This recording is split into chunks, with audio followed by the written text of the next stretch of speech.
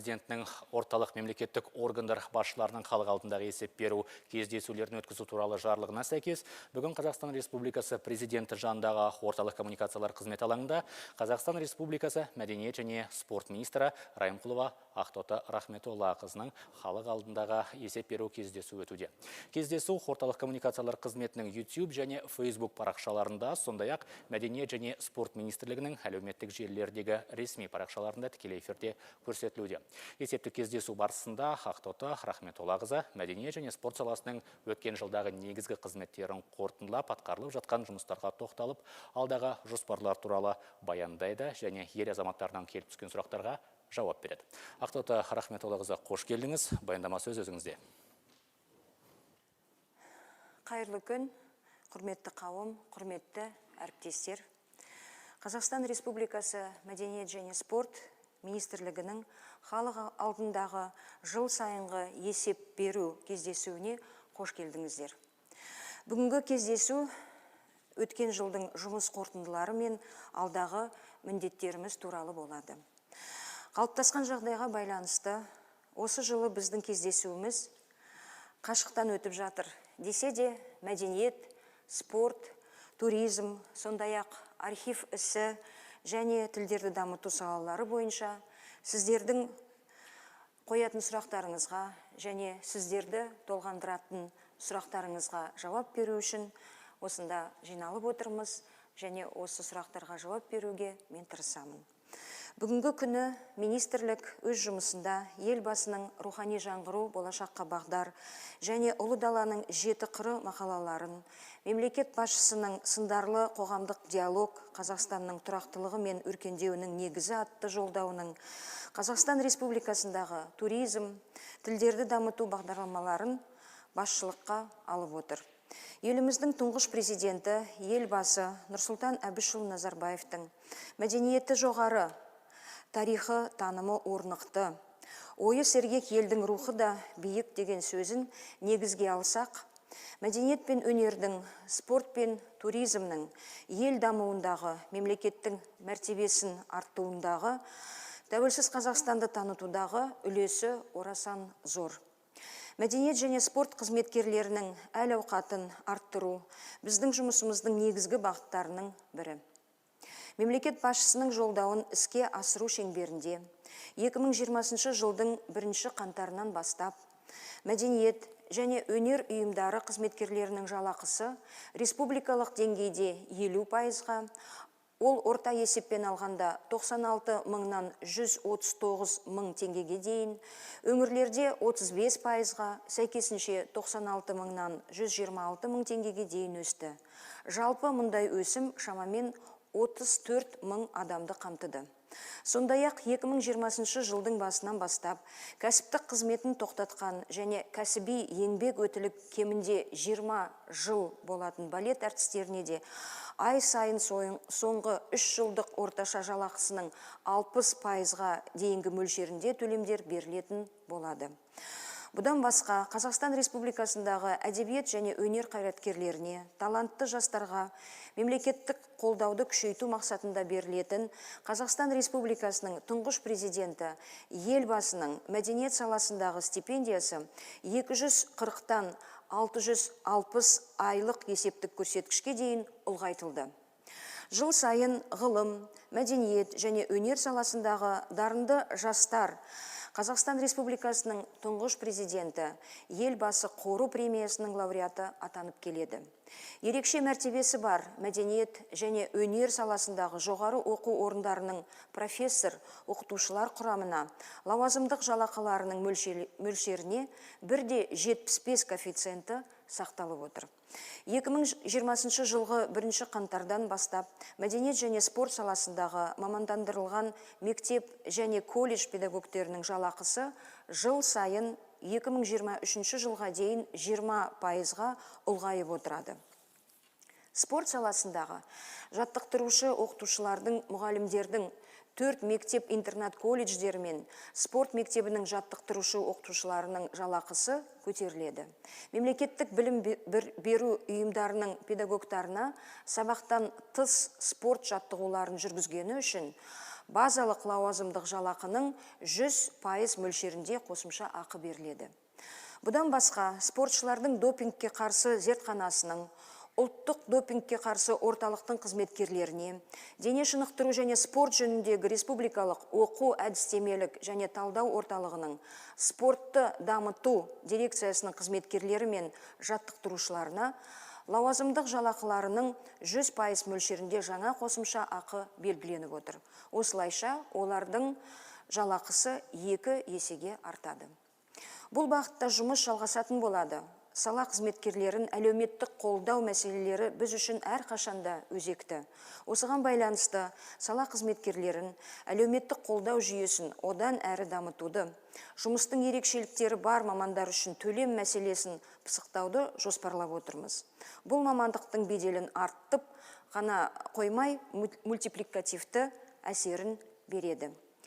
Большое внимание в работе Министерства культуры и спорта уделяется совершенствованию законодательной базы. Законодательные меры направлены на обеспечение прозрачности, упорядочение деятельности и повышение ответственности. С начала 2019 года разработан 1 указ президента, 17 распоряжений премьер-министра и 80 постановлений правительства. Министерством инициированы и подписаны главой государства следующие важнейшие законы. Это закон об охране и использовании объектов историко-культурного наследия. Хотелось бы отметить, что закон впервые с 1992 года внесены изменения, предусматривающие усиление требования по особому режиму охраны объектов историко-культурного наследия, в том числе при освоении территории, проведении строительных работ, предупреждению несанкционированных раскопок, регулированию вопросов утверждения границ охранных зон, лицензирование деятельности на проведение археологических и научно-реставрационных работ. Обновлен понятийный аппарат. Несмотря на все принятые меры, существует необходимость повышения ответственности за разрушение объектов историко-культурного наследия на законодательном уровне. До сегодняшнего дня отсутствовали технические нормы, своды, правила, методики расценок, что не позволяло четко определить объем затраченных средств на ту или иную научно-реставрационную работу. В этих целях в 2020 году разработаны и планируется утверждение нормативов расценок выполнения научно-реставрационных работ на памятниках истории и культуры. Аналогичный документ имеется только в Российской Федерации и в Белоруссии, на территории СНГ. Являясь уполномоченным органом в сфере спорта, подобный принцип имплементирован и в данной сфере. Внесены изменения и дополнения в законодательные акты по вопросам физической культуры и спорта в части ужесточения антидопинговых мер на государственном уровне. Усилены административные и дисциплинарные меры наказания в отношении спортсменов, тренеров и руководителей в части дисквалификации, возврата денежного поощрения, жилья, выданные призерам. Призерам Олимпийских игр и других соревнований, прекращение выплаты пожизненного материального обеспечения, лишение спортивного звания и разряда. Предусмотрена ответственность в виде штрафа в размере 200 МРП лицам, назначавшим спортсмену допинг. Определен единый оператор по распределению внебюджетных средств в сфере спорта. С 2016 года антидопинговая лаборатория спортсменов была лишена аккредитации ВАДА. Министерством совместно с Национальным олимпийским комитетом проведена огромная работа по его восстановлению. На сегодняшний день лаборатория перемещена в новое здание площадью 1700 квадратных метров.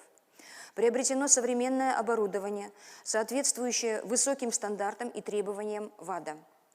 В результате совместных усилий лаборатория вошла в состав кандидатов на восстановление аккредитации ВАДА. Наряду с регуляторными мерами принимаются и меры государственной поддержки развития спорта для лиц с ограниченными возможностями. Законом дается право на участие в государственном задании Национальному паралимпийскому комитету и предусматривается усиление статуса Национального сурдоолимпийского комитета. Работа в этом направлении продолжается, и в настоящее время ведется работа по 6 законопроектам, в том числе по вопросам культуры, массового спорта, туризма, игорного бизнеса, лотерейной деятельности, а также визуальной информации. Новеллами законопроекта в области культуры являются вопросы использования фонограммы, поддержки и продвижения творческих союзов, создания фонда поддержки творческих инициатив, выплаты авторских гонораров, деятельность Национальной электронной библиотеки и многое другое. Законопроект по вопросам развития массового спорта направлен на расширение сети детских спортивных клубов, развитие национальных видов спорта и обеспечение штатных единиц инструкторов по спорту. В рамках законопроекта в сфере туризма предусмотрено частичное возмещение затрат частного бизнеса, предоставление преференций при реализации инвестпроектов, возмещение 25% затрат по строительству объектов придорожного сервиса для субъектов предпринимательства, субсидирование приобретения транспортных средств туристического класса, а также затрат на содержание санитарно-гигиенических узлов в размере 30 МРП и затрат туроператоров за каждого иностранного туриста. Эффект от предусмотренных мер, по нашим прогнозам, позволит обеспечить необходимый рост количества объектов, услуг и мест размещения, предусмотренных планами государственной программы. В Мажилисе парламента находится законопроект по вопросам игорного бизнеса. К сожалению, в современном обществе наблюдается иждивенческий настрой у подрастающего поколения, связанный с возможностью получения быстрого дохода, не прилагая значительных усилий.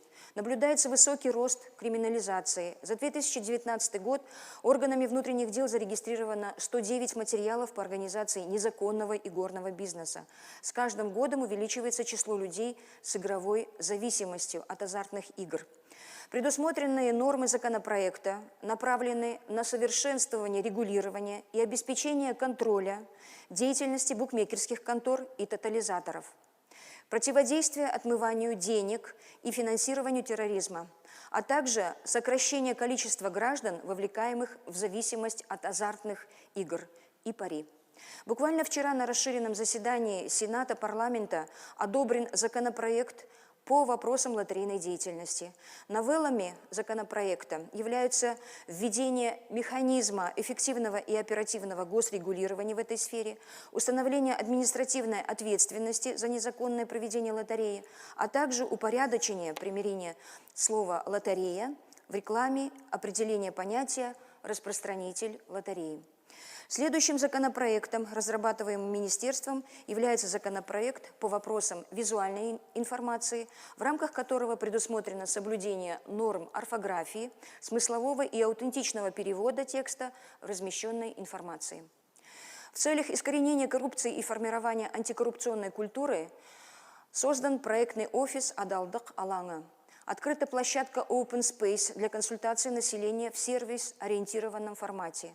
Офисы «Адалдық алаңы» действуют во всех подведомственных организациях министерства. «Адалдық алаңы» проводит экспертизу всех разрабатываемых министерством нормативно-правовых актов. Разработан типовой алгоритм проведения аудита, проведены уроки честности для учащихся специализированных школ, интернатов, колледжей, Олимпийского резерва, а также с целью вступления вузов в Лигу академической честности проводится антикоррупционный аудит вузов искусств на основе разработок проектного офиса «Адалбілім» при Министерстве образования и науки. Вместе с тем выпущен фильм «Тренинг личностного роста», где затрагиваются проблемы коррупции в обществе, кризиса ценностей, выражающиеся через превалирование материальных благ над духовными. В целях формирования антикоррупционной культуры такие проекты будут поддержаны и продолжаться будут. Одним из направлений работы министерства являются организация и проведение юбилейных мероприятий. 2019 жылы қазақ халқының 3 арысы Сәкен Сейфуллин, Ильяс Жансүгіров және Бейімбет Майлиннің 125 жылдығы, Қазақстанның халық әртісі Амина Өмірзақованың 100 жылдық мерейтойы, Қазақстанның халық жазушысы Әбіш Кекілбаев пен ұлы қазақ ақыны Фариза Оңғарсынованың 80 жылдық мерейтойлары өткізілді. Қазақстанның халық жазушысы Әбдіжәміл Нұрпейісовтың 95 жылдығы атап өтілді.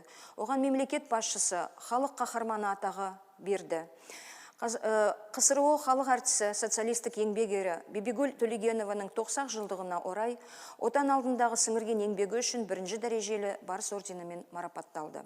Сонымен қатар, Мәскеу қаласында өткен халық шаруашылығы жетістіктерінің көрмесі аясында Қазақстанның павильоны ашылып, Ресейдегі Қазақстанның мәдениет күндері өтті. Сонымен қатар, Америка құрама штаттарында Қазақстанның мәдениет күндері өтіп, оның аясында Нью-Йорк қаласындағы Барклайс арена сахнасында Димаш Құдайбергеновтың жеке концерті ұйымдастырылды. Өзбекстандағы Қазақстан жылы үлкен жетістікпен аяқталды. Барлық мерейтойлық іс-шаралар айтулы күндерді мерекелеу шеңберінде халықаралық, республикалық конкурстар, фестивальдар, шығармашылық кештер, ғылыми практикалық конференциялар ұйымдастырылып, өткізілді. Фильмдер шығармашылық жинағы шығарылып, және тағы басқа шаралар ұйымдастырылды. 2020 жыл Абай Құнанбайұлының 175 жылдығы, Әбу Насыр Әл-Фарабидің 1150 жылдығы және Ұлық Ұлыс Алтын Орданың 750 жылдығы сияқты маңызды мерекелік іс-шараларға толы. Осы жылы біз халқымыздың көрнекті ақыны және ойшылы Абай Құнанбаевтың мерейтойын атап өтудеміз. Абай философиясы біздің мәдени және ұлттық бірегейлігіміздің ажырамас бөлігіне айналды. 21 қаңтарда Астана опера театрында Ұлы Абайдың мерейтойын ресми түрде ашу рәсімі өтті. Президентіміз Қасым-Жомарт Кемелұлы Тоқаевтың Абай және 21 ғасырдағы Қазақстан мақаласында ең басты мақсат той тойлау емес, ой толғау, ой өрісімізді кеңейту екені зор мән беріп отырғанын білесіздер. Бекітілген жалпы республикалық жоспардың барлық іс-шаралары идеологиялық және ағартушылық жүктемені көтерді. Мемлекет басшысы атап өткендей, мерейтойдың күн тәртібі тұжырымдамалық тұрғыдан елде және шетелде Абай тұлғасының жаһандық ауқымын кеңінен танымал етуге арналған идеологиялық, мазмұнды және сапалы іс-шараларды өткізуге негізделетін болады. Бұл ретте биылғы жылы атап өтілетін маңызды іс-шаралар барысында ысырапшылдық пен науқаншылдыққа жол берілмейтіндігіне баса назар аударғым келеді. Бүгінгі күні Абайдың мұражай үйінде, Жидебайдағы Абай Шәкәрім мемориалдық кешенінде ғылыми реставрациялау жұмыстары жүргізілуде.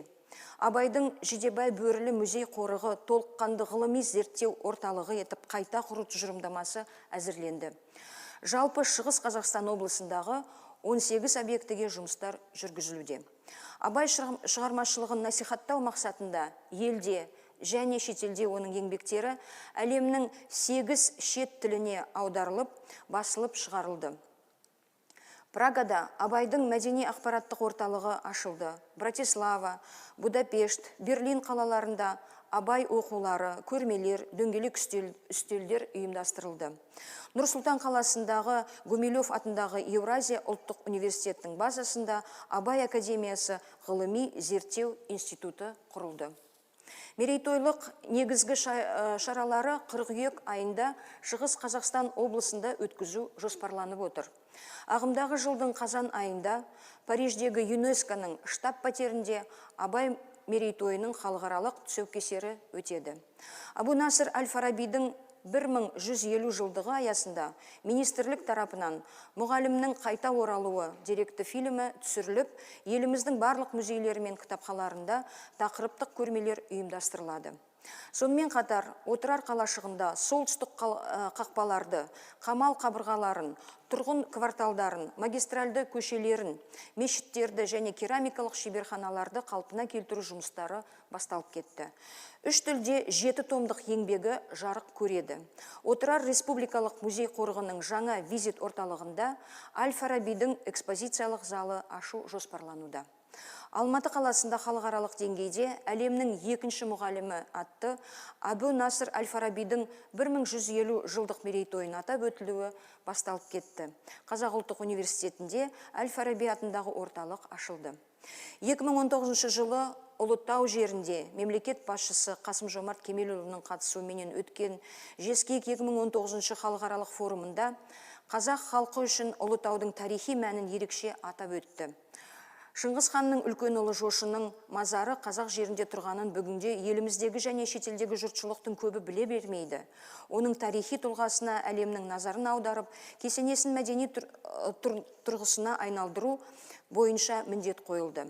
Ұлытау халықаралық деңгейдегі этнографиялық туризмнің орталығы айналатынына сенім білдірілді. Осы орайда биылғы жылы ұлық ұлыстың 750 жылдығы аясында ғылыми зерттеу және мәдени іс-шаралары, тарихи мәдени мұра нысандарын қалпына келтіру, этномәдени, экотуризмді дамыту, туристердің қолайлы болу үшін жағдай жасау және Ұлытауға көліктік, логистикалық инфрақұрылымын дамыту жоспарланып отыр. Қазіргі таңда Жошым және Алаша хан кесенесінде ғылыми реставрациялау жұмыстары жүргізілуде. Ол жерде тарихи мәдени кешен құрылады. Ұлытау визит орталығы аяқталады деп жоспарлануда.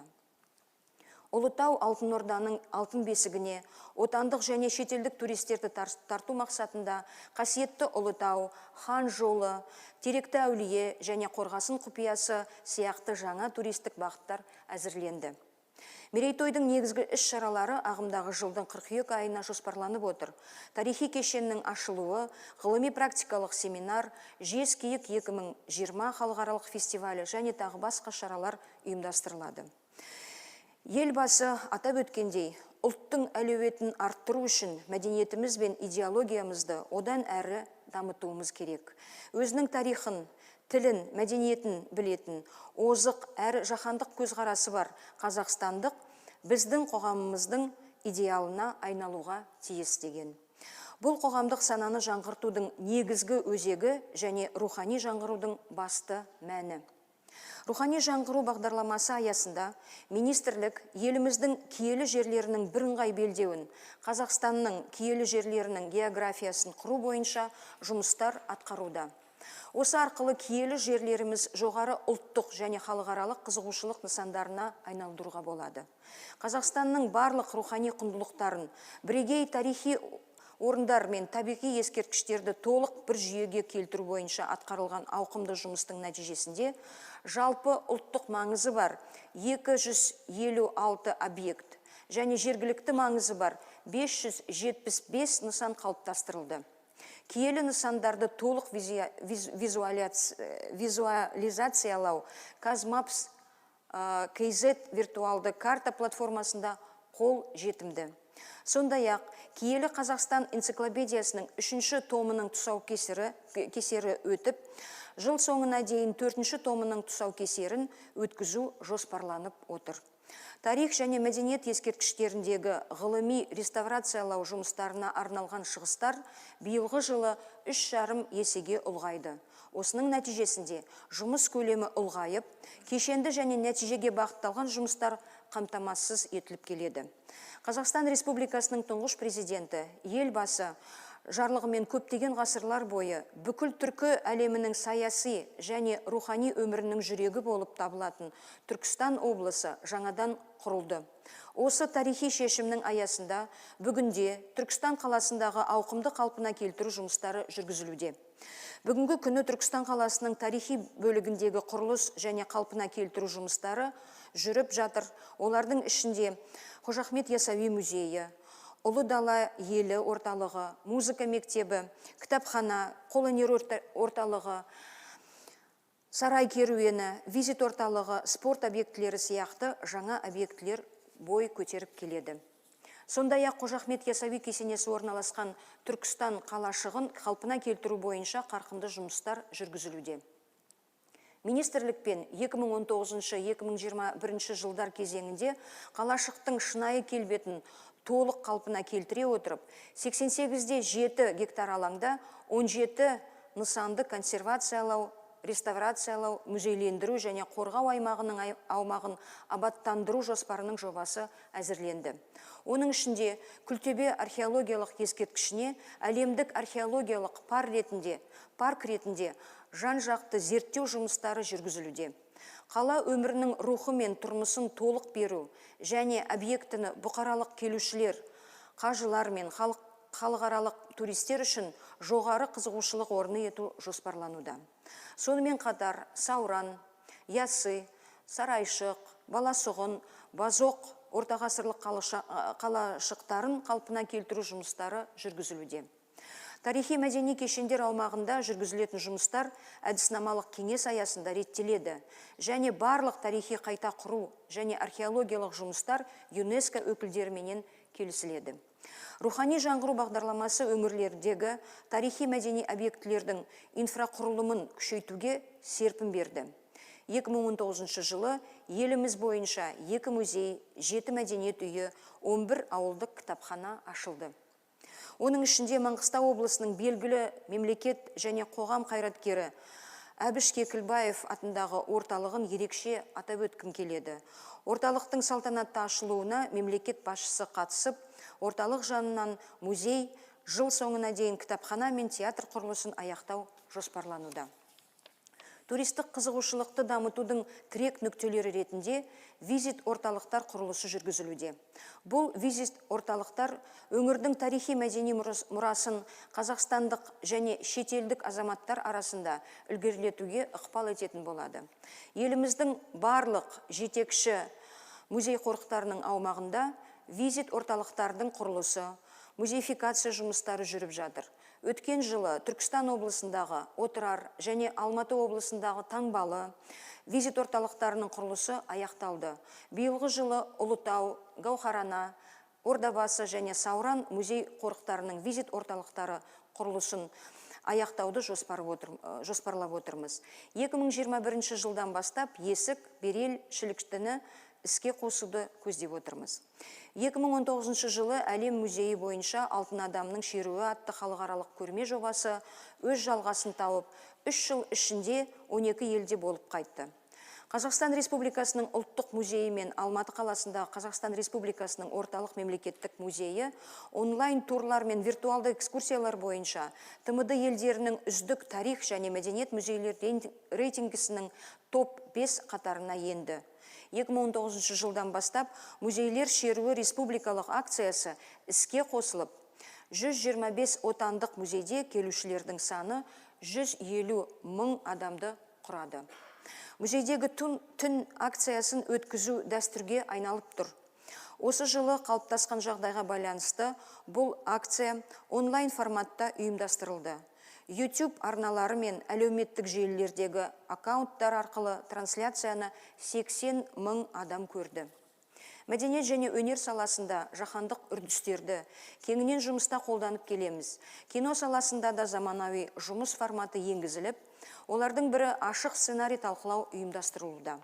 Беделді кино мамандарынан құралған эксперттік кеңес және ведомство аралық комиссия жұмысын бастады.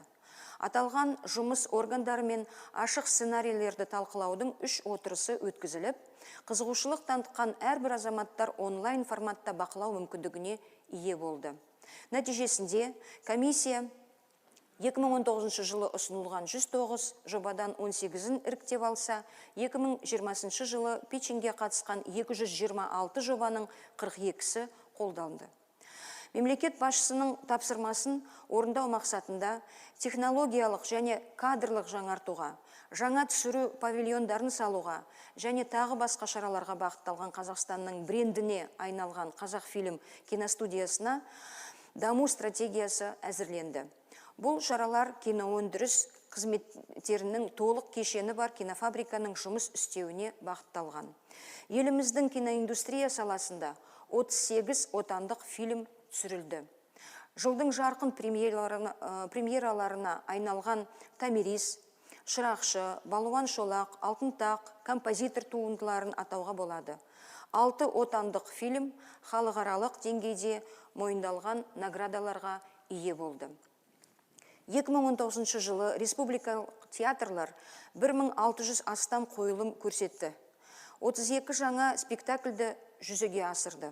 Олардың қатарында Аттила және Аэци, Құлагер қойылымдары, Жизель және Болеро балеттерінің тұсаукесері өтті. Астана балет театрында концерто барокко, Золушка, Шопеньяна балеттерінің премьерасы және серілер салтанаты миниатюрасы қойылды. Астана опера театрларында Дон Карлос, Евгений Онегин, Богема операларының және Жизель, Капелия, Бетховен балеттерінің премьералары көрермендерге ұсынылды. Абай атындағы Қазақ мемлекеттік академиялық опера және балет театры мен Астана опера театры ТМД елдерінің үздік опера және балет театрларының топ 5 рейтингісінің қатарына енді.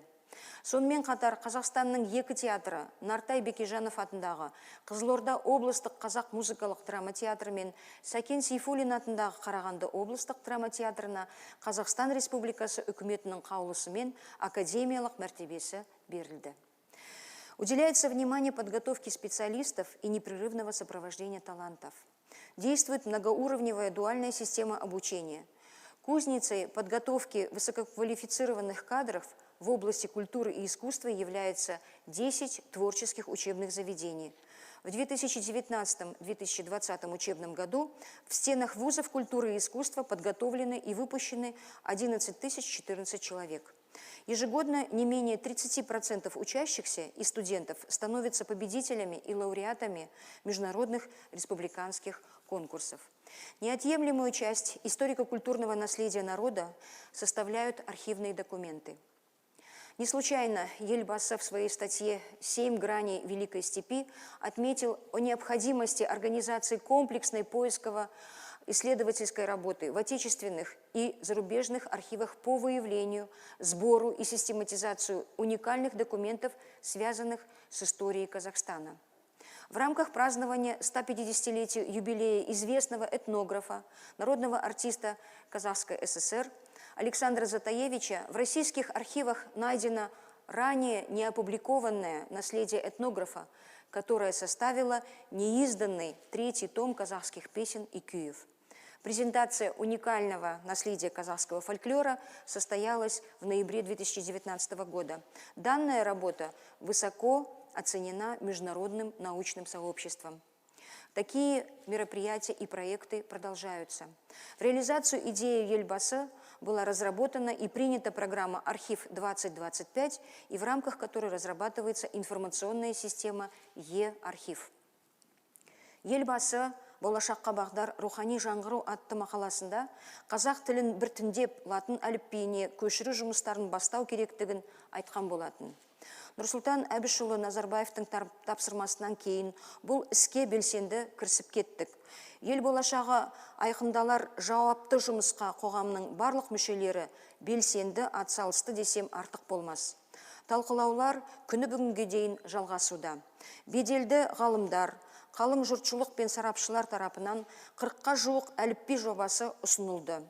Әрбір жоба ғылыми негізделе отырып, егжей-тегжейлі зерделенді. Әр жоба автормен әлі күнге дейін кеңінен талқыланып келе жатыр. Республикалық ашық талқылаулар, ғылыми сараптамалар ұйымдастырылды.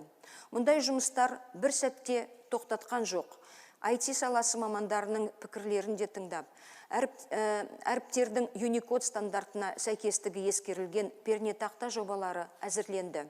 Бұл көп уақытта қыруар жұмыста талап ететін күрделі процесс қарқынды жалғасып келеді.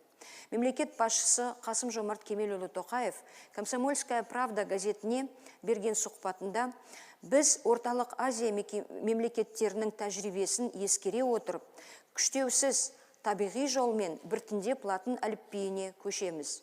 Бұл арада кириллицадан латынға көшу емес, негізінен қазақ тілінің емлесіне қатысты реформа туралы сөз болып жатыр. Сондықтан асығыстық бұл үлкен іске зиянын тигізуі мүмкін. Оған мұқият байыппен келуіміз қажеттігіне назар аударды. Сонымен қатар мемлекет басшысы қазақ тілін оқыту әдістемесін әзірлеу және оны үйрету ісіне қатысты әлеуетімізді бір орталыққа шоғырландыруға мүмкіндік беретініне назар аударды.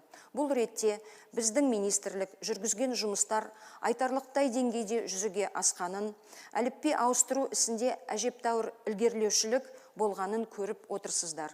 Алдағы уақыттағы жұмыстар оқыту әдістемесімен байланысты болатындықтан, білім және ғылым министрлігінің институттары мен ғалымдарымен бірлесіп жалғастыратынын айту керек.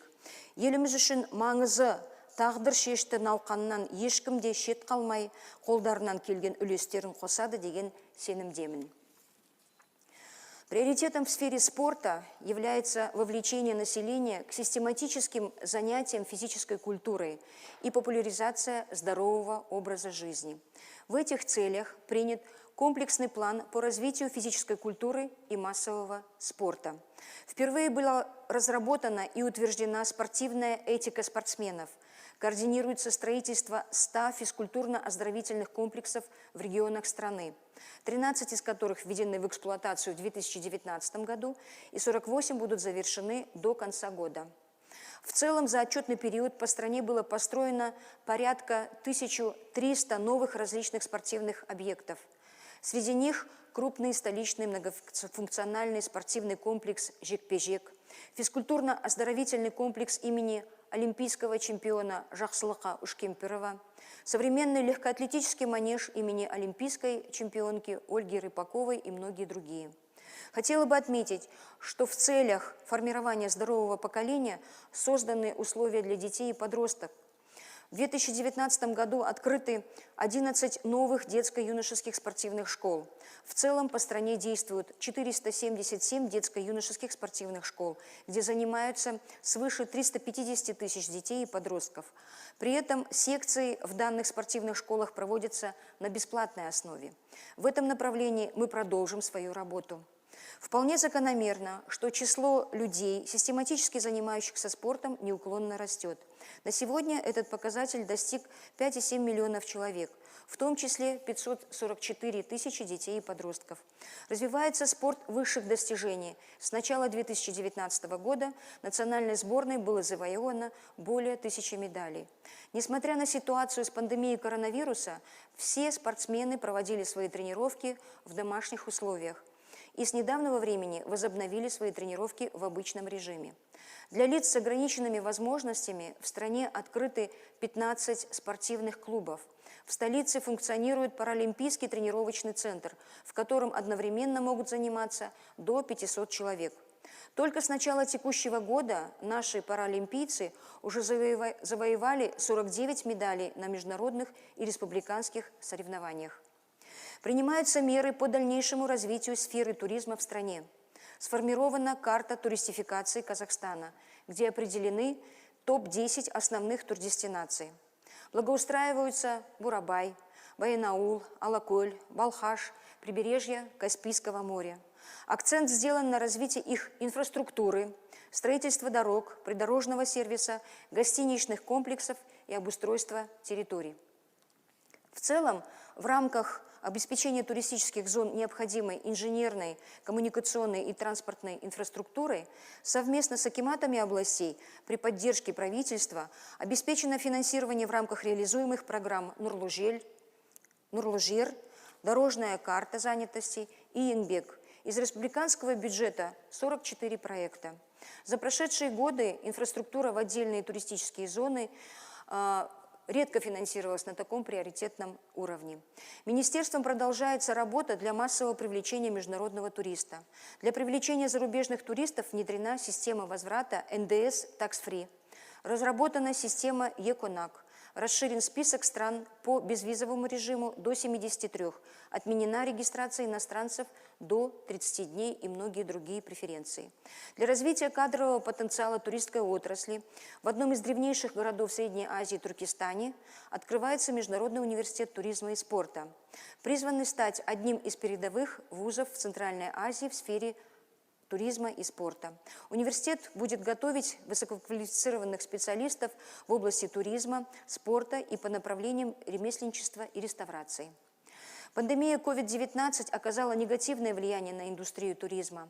В рамках системы гарантирования прав граждан Республики Казахстан в период пандемии в страну чартерными и регулярными рейсами было возвращено около 5913 туристов, граждан нашей страны. В целях государственной поддержки индустрии туризма приняты беспрецедентные меры. Целый пакет антикризисных мер, включающие налоговые и кредитные послабления. В рамках законопроекта прорабатываются инвестиционные преференции для предпринимателей, а также возмещение их затрат. Межведомственной комиссией при правительстве рекомендован поэтапный выход из карантина, утвержден порядок соблюдения санитарно-дезинфекционного режима в работе туристических объектов и алгоритм открытия туристического сезона для регионов. В период карантина Министерством культуры и спорта были запущены многочисленные онлайн-проекты, которые набрали более 60 миллионов просмотров. Планомерно проведенная работа по оцифровке фондов концертно-зрелищных, театральных организаций, музеев-заповедников, библиотек и иных культурно-досуговых коллективов позволила достойно предоставить весь спектр услуг в режиме онлайн вниманию граждан нашей республики и зарубежных стран. В открытом доступе загружены порядка 160 концертов и постановок республиканских организаций. Киностудия «Казахфильм» произвела выгрузку 223 национальных фильмов. В библиотечном фонде доступно около 60 тысяч копий литературы в электронном формате. Ведущими музеями, театрами, библиотеками страны были организованы бесплатные интернет-трансляции концертов, спектаклей, постановок, фильмов, специальных видеоэкскурсий для лиц с нарушением слуха, 3D-туров по популярным музеям и туристическим маршрутам. Помимо концертно-развлекательного контента, в рамках проекта «Онлайн-Добол» министерством были организованы мастер-классы, обучающие вебинары в сфере туризма, библиотечного дела, онлайн-курсы по методике обучения госязыку, онлайн-мероприятия по совершенствованию алфавита, онлайн-курсы по обучению различных языков. Несмотря на сложившуюся ситуацию, продолжается международное сотрудничество. Внедрена практика проведения онлайн-конференций на платформе Zoom. В таком формате были проведены международные онлайн-конференции «Абай и духовное наследие» и «Наследие Абу Насра Аль-Фараби и современность». Под эгидой ЮНЕСКО состоялась международная конференция с участием министров культуры из 130 стран мира, повесткой дня которой были актуальные вопросы развития сферы культуры. Перспективные меры поддержки туризма и эффективные инструменты преодоления нынешнего кризиса обсуждены в ходе виртуальной конференции под эгидой ЮНВТО. Таким образом, с участием международных и отечественных экспертов на постоянной основе проводятся широкие обсуждения, обмен опытом по возобновлению работы в сферах культуры, спорта, туризма в посткарантинный период. Не остались в стороне и звезды казахстанской эстрады, которые поддержали своим творчеством казахстанцев в рамках проекта «Звезда на карантине». Невзирая на обстоятельства и связанные с ними затруднения, они приезжали в студии, чтобы выступить перед казахстанцами. Было проведено 42 онлайн-концерта на YouTube с 20-миллионным просмотром. Спортсменами и атлетами была запущена акция «Team KZ», «Алга Казахстан», в рамках которой каждое утро проводили онлайн-зарядки и показывали различные упражнения, которые любой человек мог провести дома и поддержать свою физическую форму. Проведен детский республиканский онлайн-конкурс «Өнерлі өрен», турниры по киберспорту «Аламан Stay Home», онлайн-турнир по молниеносным шахматам и многие другие. Были созданы несколько десятков мотивирующих роликов под хэштегами «Біз біргеміз», «Бірге еңсереміз», «Біз үйдеміз», с участием музыкантов, артистов и спортсменов. Европейский вещательный союз, это порядка 70 государств, высоко оценил видеоклип с участием ведущей солистки Астана-опера Майры Мухаммедқызы, где она исполнила всемирную молитву, посвященную врачам мира. Также казахстанский певец Димаш Кудайберген исполнил свою новую композицию «We are one» в поддержку врачам, борющимся с коронавирусом во всем мире.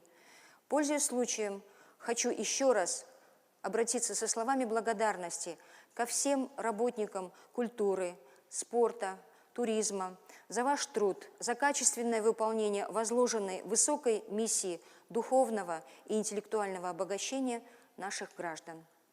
Құрметті әріптестер, Мәдениет және спорт министрлігі жұмысының негізгі бағыттары осындай, мемлекет басшылығы алдымызға үлкен міндеттер қойып отыр. Оларды сапалы және уақытылы орындалуын қамтамасыз ету қажет.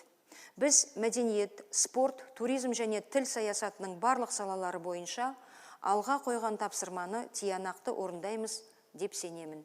Назарларыңызға рахмет. Рахмет сізге, Ақтоты Рахметоллағыза, ел азаматтарынан көптеген сұрақтар келіп түсуде, соларға көшейік. Елімізде орын алып жатқан коронавирус пандемиясына байланысты Ұлы Абай Құнанбайұлының 175 жылдығы қалай атап өтілетін болады? Рахмет үлкен сұрағыңызға. Абай жылы бұл қоғамда отан сүйгішке, еңбекқорлыққа, білімділікке, әділеттікке, тұрақты жұмыс істеуге негізделетін құндылықтарды дұрыс жүйесін қалыптастыру уақыты деп ойлаймыз. Сондықтан Қазақстанның тұңғыш президенті, біздің елбасы, Абайдың терең ойлары мен пайымдалуы біздің күнделікті істеріміздің негізіне жатуы тиіс екенін бірнеше рет атап өткен. Биылғы республикалық жоспарымыз бірінші жарты жылдықта әрине кейбір өзгерістер болды. 300-ге жуық біздің жоспарларымыз бойынша ұйымдарымыздың 300-ге жуық мерейтойлық шараларымыз өткізілді, онлайн форматта өткізілді. Сонымен қатар бірнеше ірі жобаларымыз екінші жарты жылдыққа ауыстырылып, өздеріңіз білесіздер, Ұлы Абайдың, Хакім Абайдың туған күні 10 август, 10 тамыз болады. Сондықтан осы негізгі мерейтойлық шаралар тамыз бен қыркүйек айларына және күзгі айларға ауыстырылды. Мысалы, қыркүйек айында Семей қаласында ғылыми танымдық конференция өткізіліп, Абай музейінде осы ғылыми реставрациялық жұмыстардан кейінгі ашылу рәсімі, сонымен қатар үлкен гала-концерттер, сонымен қатар Жидебай бөрілі республикалық қорық мұражайының күрделі реставрациялық және музейлендіру жұмыстарынан кейінгі ашылуы және қарауылда кешенді жоспарға сәйкес мәдени шаралар, ғылыми шараларда өткізілуге жоспарланып отыр. Бұл шараларға мемлекет басшысы Қасым-Жомарт Кемелұлы Тоқаев қатысады деп жоспарланып отыр. Сонымен қатар біздің елімізге ЮНЕСКО-ның бас директоры Одри Азуле келеді деп жоспарланып отыр. Әрине, біздің ең алдыменен біздің елімізде осы шаралар өткізу бізге міндет болып отыр, және біз қуана да өткіземіз. Сонымен қатар әртүрлі жастарға арналған жоспарымызда бар шаралар да өткізіледі. Әртүрлі конференциялар, мерекелік шаралар. Сонымен бірге, өздеріңіз естеріңізде бар шығар, жылдың басында кішкентай Ләйлім Рысқали қызы Абай өлеңдерінен бастаған эстафета бүкіл тек қана республика ғана емес, дүние жүзіне өткізілді. Дүние жүзі бойынша қазақ тілінде, орысша, Қытай тілінде, ағылшын, испан, итальян тілдерінде Абай өлеңдері оқылып, бүгінгі күнде тағы оқушылардың арасында, студенттердің арасында да келесі челлендж эстафеталарда дайындалып жатыр. Жылдың соңында, қараша айында ЮНЕСКО-ның штаб-пәтерінде, негізгі штаб-пәтерінде, негізгі сахналарында және негізгі залдарында Абай атамызға арналған үлкен ғылыми практикалық конференция мен мәдениет шаралары өткізіледі деп жоспарлап отырмыз. Жауабыңызға рахмет. Можете ли вы сказать, сколько средств сэкономит или потеряет бюджет страны из-за отмены республиканских и международных спортивных мероприятий? На сегодняшний день, спасибо большое за вопрос. Действительно, в связи с пандемией и во всем мире были изменены расписания крупных спортивных соревнований. Как вы знаете, отменились Олимпиада, которая должна была пройти в конце июля и в начале августа месяца. В связи с этим были скорректированы расписания международных соревнований, лицензионных соревнований, а также, конечно, подготовка спортсменов к этим крупным соревнованиям. Я хотела бы сказать, что на сегодняшний день наши спортсмены возобновили свои тренировки, но на самом деле в связи с тем, что Олимпиада перенесена, вот на сегодняшний день перенесена на следующий год, 2021 год, в этом полугодии было сэкономлено значительная сумма, это 4,3 миллиарда тенге, и возвращена в бюджет, в государственный бюджет. То есть эти средства были оптимизированы и возвращены в республиканский бюджет. Спасибо. Уважаемая Актот Рахметуллаевна, прежде всего хотелось бы поблагодарить за поддержку сферы туризма со стороны государства в условиях пандемии, пишут граждане. Однако проблем в отрасли остается еще предостаточно. Что предполагается делать дальше, спрашивают граждане, так понимаю, в сфере туризма. Спасибо большое за вопрос. На самом деле, вы знаете, что одним из сфер, которая особенно подверглась испытаниям в период пандемии, это сфера туризма. И на сегодняшний день нашим правительством приняты значительные меры для поддержки малого и среднего бизнеса и бизнеса именно в сфере туристической деятельности.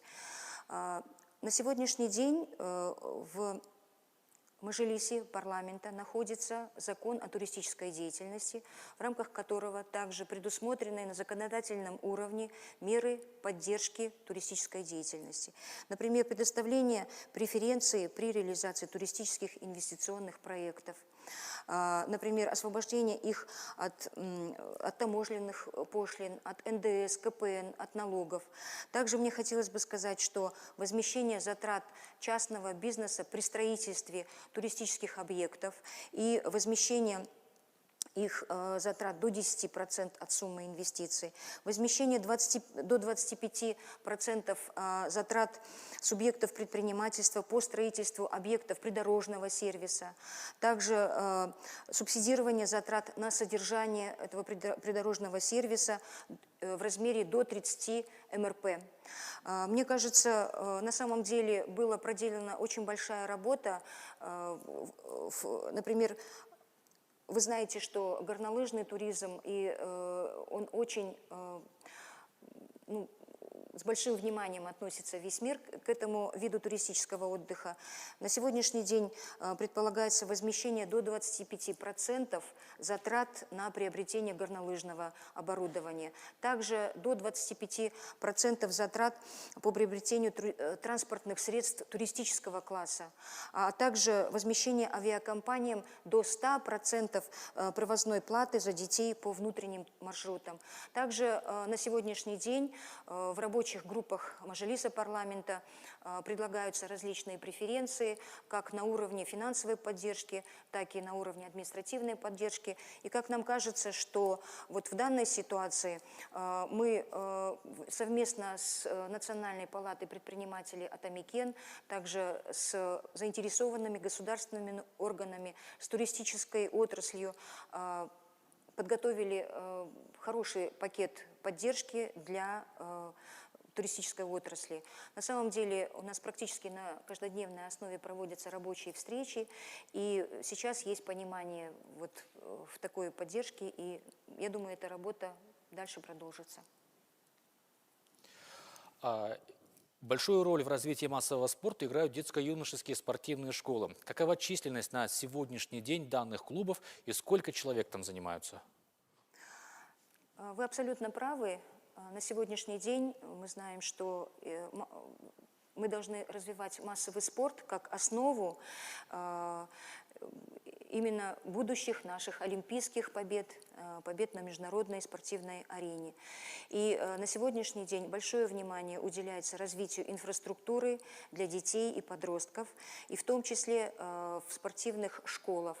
На сегодняшний день в республике функционирует 477 детских юношеских спортивных школ, специализированных детско-юношеские школы Олимпийского резерва.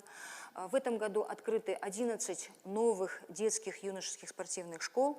И мне хотелось бы сказать, что внушительное количество детей занимаются. Это порядка 350 тысяч детей, и по сравнению, например, с 2018 годом этот показатель увеличивается и увеличен практически до 5%. Ежегодно министерством, а также местными исполнительными органами ведется планомерная работа в этом направлении.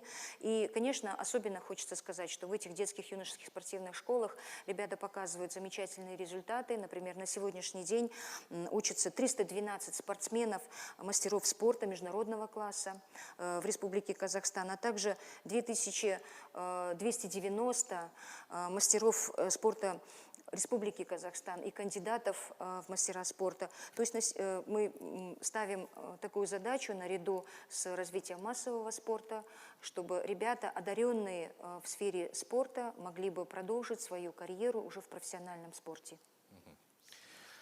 Тағы да келіп түскен сұрақтардың бірі, еліміздегі тарихи мәдени мұра объектілерін әлемдік деңгейде таныту туралы. Бірақ сіз оны баяндамаңызда айтқан сияқтысыз, сондықтан келесі сұраққа көшсек, өйткені келіп түскен сұрақтар өте көп, ал эфирдегі уақытымыз сәл тығыздау болып тұр.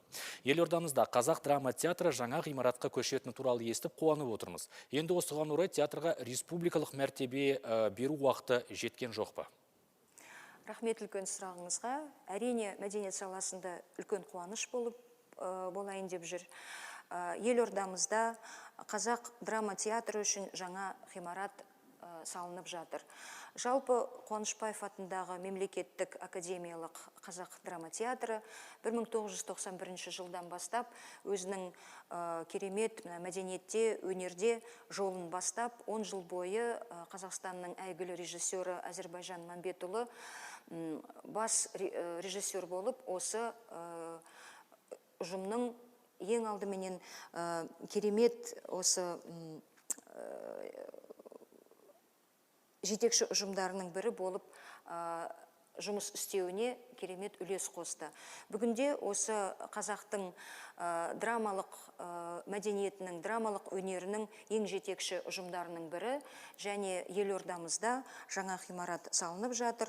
Осы биыл, өкінішке орай, осы пандемияға қатысты кішкене құрылыстар бәсеңдеп кетті де, бірақ бүгінгі күнде құрылыстардың жұмысы жақсы жалғасып жатыр. Осы биыл театрымыз жаңа ғимаратқа көшеді деп жоспарлап отырмыз. Жауабыңызға рахмет. Баяндамаңызда дәл солай сіз спортшылардың жаттығу процесі туралы айттыңыз. Келіп түскен сұрақтың бірі сол туралы болған еді, сондықтан тағы келесі сұраққа көшсек. Будет ли принят закон о запрете фонограммы? Ранее вы говорили об этом. На какой стадии сейчас находится этот законопроект? Спасибо за вопрос. Действительно, в последнее время в казахстанском обществе возникают серьезные дискуссии вокруг сегодняшнего состояния отечественной эстрады, и при этом актуальным является вопрос использования фонограмм, как плюсы, так и фонограммы голосов. И на самом деле такой шквал отрицательных комментариев в социальных сетях и большой общественный резонанс. Поэтому в целях решения данного вопроса министерством вносятся изменения в закон о культуре Республики Казахстан. На сегодня этот закон находится также в Мажилисе парламента. В правительственном варианте нашего закона был вопрос об использовании плюсовых голосовых фонограмм на открытых площадках, за исключением, на всех концертных площадках, за исключением записи на телевидении, например, или на радио. Каждый законопроект проходит согласование с заинтересованными государственными органами, а также с Национальной палатой предпринимателей Атамекен. Было так сказано, что эти нормы, они ужесточаются, они ужесточены в сторону бизнес-структур, субъектов бизнеса, которые работают на отечественной эстраде. Поэтому сегодня законопроектом мы предлагаем норму о заблаговременном информировании аудитории об использовании фонограмм. В процессе работы с депутатами Мажилиса в рабочих группах на сегодняшний день снова поднимается вопрос все-таки о закономерности использования фонограмм во время концертных исполнений. Поэтому я могу сказать единственное, что это действительно вопрос очень серьезный.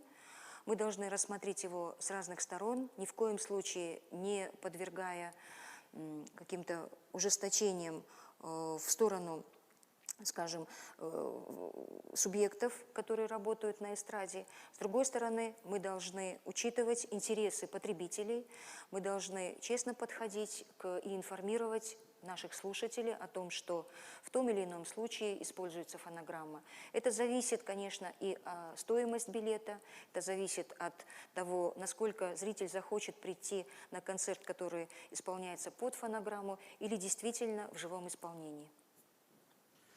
Спасибо за ответ. Как вы прокомментируете ситуацию вокруг киностудии «Казахфильм»? Складывается впечатление, что флагман отечественного кинематографа хотят просто уничтожить. Неужели это правда, спрашивают граждане? Спасибо большое за вопрос. Конечно, об этом речи нет. На самом деле киностудия «Казахфильм» является брендом казахстанского искусства во всем мире, и она является самой крупной кинопроизводящей организацией на территории Средней Азии. И в ней есть производственная база по осуществлению всего технологического процесса по съемкам фильма. Вы знаете, что киностудия функционирует на сегодняшний день в форме акционерного общества со 100% участием государства. Эта форма, юридическая форма, подразумевает самоокупаемость и не предполагает государственные субсидии. До недавнего времени со стороны государства выделялись средства на дубляж, на тиражирование, на дистрибьюцию и хранение фильмов в рамках государственного задания. И ежегодно киностудия «Казахфильм» получала до 270 миллионов тенге такого государственного, в рамках государственного задания. И те средства, которые направлялись на производство национальных фильмов, порядка 20-25%, также в рамках общестудийных расходов удерживались «Казахфильмом». Таким образом, киностудия содержалась за счет государственных средств, и фактически вот до недавнего времени она существовала в таком режиме. Вы знаете, что на сегодняшний день перед кинопроизводящими компаниями и киноиндустрией всего мира ставятся новые задачи, ставятся новые современные технологии. И, конечно, в создании креативной индустрии в нашей стране место кинопроизводящих компаний и киноиндустрии очень важно. И в рамках нового закона о кинематографии были предложены общественными деятелями, кинодеятелями новые формы развития именно киноиндустрии. В рамках этих форм создан Национальный центр поддержки кино. Также на сегодняшний день вы знаете, что у нас в стране существует 114 частных киностудий вместе с государственной киностудией «Казахфильм». Анимационных студий у нас 112. И эти все киностудии и анимационные студии, и «Казахфильм» также участвуют в конкурсах, в открытых конкурсах, как я сказала в рамках своего доклада, в питчингах по выбору сценариев, которые имеют право и завоюют это право для того, чтобы снимать национальные фильмы на государственные средства. На сегодняшний день, конечно, киностудия не получает государственное задание. Я хотела бы сказать, что до сентября 2019 года киностудия «Казахфильм» была в числе в плане приватизируемых объектов. Но министерством и правительством была проведена большая работа, и киностудия «Казахфильм» выведена из списков приватизируемых объектов. То есть «Казахфильм» не приватизируется. Теперь я думаю, что государством делается все для поддержки «Казахфильма». На самом деле создана программа по модернизации «Казахфильма», и в рамках этой дорожной программы в течение нескольких лет государством выделяются средства для модернизации, для обновления всех технических средств, для строительства павильонов, а также для того, чтобы в киностудии возможно было бы снимать и также сдавать в аренду определенные площади. На самом деле Также мы работаем над тем, чтобы киностудия была бы определена исполнителем государственного задания. Это также послужит для поддержки киностудии «Казахфильм», который остается брендом нашего киноискусства. Спасибо. Развитая инфраструктура является одним из основополагающих факторов развития туризма. Что делается сейчас в этом направлении? В докладе мы уже услышали о туристических объектах, а вот что касается инфраструктуры. Спасибо большое. По поручению премьер-министра Республики Казахстан в прошлом году на базе национальной компании «Казахтуризм» был создан проектный офис по реализации принятой государственной программы по развитию туристической отрасли. И, конечно, одним из основных пунктов этой государственной программы – это создание инфраструктуры и, конечно, обеспечение наших туристических дестинаций объектами инженерно-коммуникационной инфраструктуры, наличие которых, конечно, повысит привлекательность, туристическую привлекательность наших туристических дестинаций. Благодаря принятым совместно с местными исполнительными органами, а также Национальной палатой предпринимателей «Атамикен», при поддержке правительства, только вот за последнее время были профинансировано 44 крупных проекта, инфраструктурных проекта, которые направлены на улучшение инфраструктуры наших туристических дестинаций. Мне хотелось бы сказать, что данная работа также продолжается, и в рамках программ «Нурлы жер», дорожной карты занятости, экономика простых вещей, вопросы продвижения инфраструктуры туристических дестинаций и в нашей стране, это дорожные инфраструктуры, вода, свет, теплоинфраструктур, эти вопросы всегда стоят впереди. Я хотела бы сказать, что также создание, например, санитарно-гигиенических установок также сейчас рассматривается очень серьезно, потому что в любом случае удобство для туристов, как для наших отечественных, так и для иностранных туристов, стоит во главу угла. Поэтому я думаю, что мы можем сказать, что на сегодняшний день, например, в рамках реализации проектов «Казавтожола» вдоль республиканских дорог, а также на местном уровне выделяются средства для того, чтобы, например, в рамках дорожной карты занятости 99 единиц санитарно-гигиенических установок уже на сегодняшний день профинансированы. Также, например, 26 единиц профинансированы из местного бюджета. На самом деле «Казавтожол» на сегодняшний день финансирует и строит 66 единиц объектов санитарно-гигиенических установок. И, конечно, мы хотели бы сказать, что на сегодняшний день нами разработан механизм программного государственно-частного партнерства, который позволит инвесторам работать в этом направлении. На самом деле инвесторы на сегодняшний день замечательно работают. Например, вы знаете, что на побережье Каспийского моря строится и уже скоро будет введен самый большой гостиничный комплекс «Риксос» из 500 номеров, который предоставляет туристам из нашей страны и, конечно, из зарубежья, будет представлять самый высокий класс туристических объектов. Спасибо большое. На самом деле поступает очень много вопросов. Вот один из них звучит так. Коронавирусқа байланысты көптеген қазақстандықтар өздерінің ақысы төленген шетелдік турларын пайдалана алмады. Тиісінше күші жойылған жолдама үшін қаражатты қайтару туралы сұрақ туындайды. Аталған қаражат туристерге қалай қайтарылады? Сұрағыңызға үлкен рахмет. Әрине айтып кеткендей, болған жағдайда осы пандемияға байланысты туристік осы индустрия, туристер осы өздерінің қаражат қайтарылымын бүгінгі күнде қатты сұрап жатыр, және қаражатты қайтару азаматтық құқықтық қатынастар шеңберінде қарастырылады. Бұл мысалы қонақ үйлерді ұйымдастыру және брондау үшін нақты жұмсалған шығындарды қайтару үшін әрине бір күндік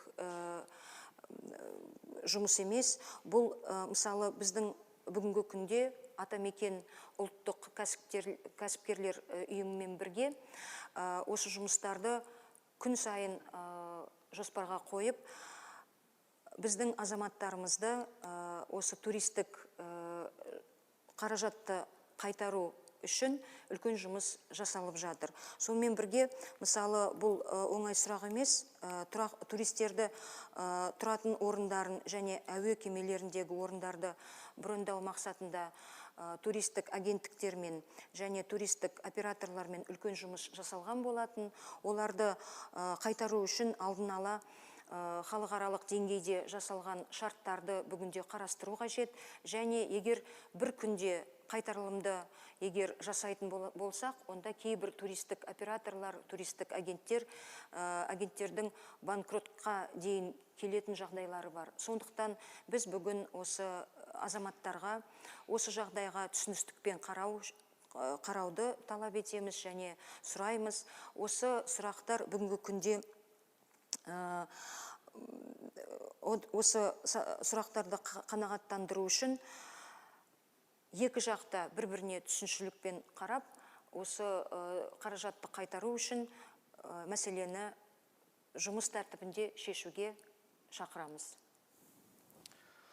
Жауабыңызға рахмет. Еще один вопрос поступил по туристской отрасли. Мы уже достаточно говорили об этом, но я думаю, что еще один интересный вопрос поступил вот касаемо цифровой фабрики. Звучит он так. Недавно в СМИ прошла информация о том, что министерством реализуется проект «Цифровая фабрика», на которую выделено 96 миллиардов тенге. Учитывая текущую экономическую ситуацию, насколько оправданы эти огромные расходы? Спасибо большое за вопрос. Ранее акционерным обществом «Казахтелеком» в ноябре месяце 2019 года была предложена именно эта программа и этот проект, то есть это был инициативный проект «Казахтелекома». Целью проекта является перевод в цифровой формат документов Национального архивного фонда. И, конечно, соответствующие государственные услуги оказываются 217 государственными архивами и 3 республиканскими архивами. На самом деле, на сегодняшний день на государственном хранении находится более 24 миллионов единиц хранения документов. И когда рассматривался этот проект, он был рассмотрен заинтересованными государственными органами и были выдвинуты ряд замечаний, по которым этот проект не мог бы быть реализован. В марте месяце, когда стал вопрос по созданию дополнительных рабочих мест вследствие карантинных мероприятий, вследствие пандемии, вы знаете, этот проект был снова заявлен Казахтелекомом, доработан, и в нем рассматривается создание рабочих мест. Это более 8,5 рабочих мест, в том числе около 1000 инвалидов могли бы быть обеспечены рабочими местами. Но, конечно, мы, как уполномоченный орган в архивном деле, с большим вниманием и с осторожностью рассматриваем любые проекты, которые связаны с историко-культурным наследием. Вы знаете, что историко-культурное наследие и историко-культурные объекты, согласно закону о культуре, не подлежат приватизации и передаче в частные руки. Поэтому на сегодняшний день этот проект в рамках государственно-частного партнерства проходит, согласно дорожной карте, проходит согласование и анализ в государственных органах, то есть через Министерство национальной экономики, через Министерство финансов, через Министерство цифровой и аэрокосмической промышленности, а также те министерства, которые связаны с государственно-частным партнерством. Поэтому на сегодняшний день нет такого, что решен этот вопрос, и на самом деле на любом этапе проведения этой экспертизы, возможно, будут поставлены какие-то условия, по которым этот проект так или иначе будет или доработан, или отклонен. На самом деле, я еще раз хочу подтвердить и еще раз подчеркнуть, что согласно закону о культуре, архивные документы являются историко-культурным наследием. В то же время мы знаем, что есть в архивах часть документов, которые граждане нашей страны обращаются в архивы, и архивы отвечают в рамках государственных услуг. То есть предоставление тех документов, которые требуются для, скажем, пенсионного назначения, скажем, какие-то года рождения и так далее, архивные справки.